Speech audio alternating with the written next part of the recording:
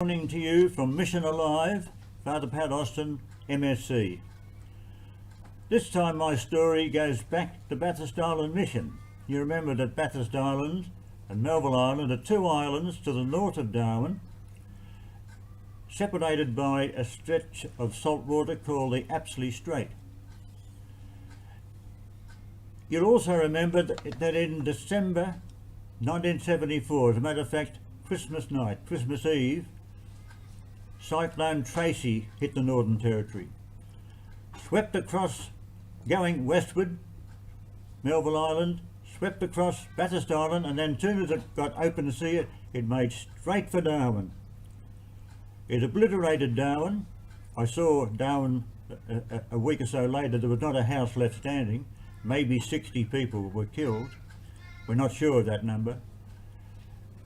And amongst the damage that the Cyclone Tracy did, was the seacraft. And sure enough, there was a Japanese tuna vessel with 20 sailors aboard, called the Konpiramaru 20. I'll never forget that unusual name. It was hit by lightning halfway between Darwin and Bathurst Island, and it rammed into the island, rendered the vessel useless.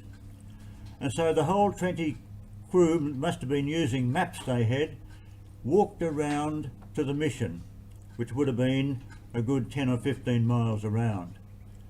And you can imagine the look on the parish priest, Father Michael Sims, when the locals said to him, "Father, you've got some visitors." And they couldn't speak English hardly at all, just the odd word. But they were indicating to Father Sims, "Look, we want to work for you. What can we do?"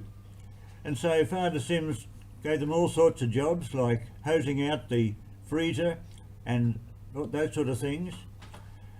And then the local people said to him, "Well, we've seen the boat," and they'd seen it all right. They'd gone aboard and they'd helped themselves to a lot of the provisions, including the Kirin beer and the tuna fish that was still frozen. Father Sims made the rule that no one was to go near this boat except the ones he put on it to look after it. He didn't know what to do because communications with headquarters in Darwin, namely the bishop, were cut because of the problem with the cyclone. To cut a long story short, the vessel was towed around to the mission and left outside the mission. I just forget how it was towed. And Father Sims put people on charge in shifts of about 8 hours. He wasn't sure what to do with it at all, but he thought he better do that. And we used to have our mission Sunday Mass, 10 o'clock Sunday morning. Everybody came up for Sunday Mass.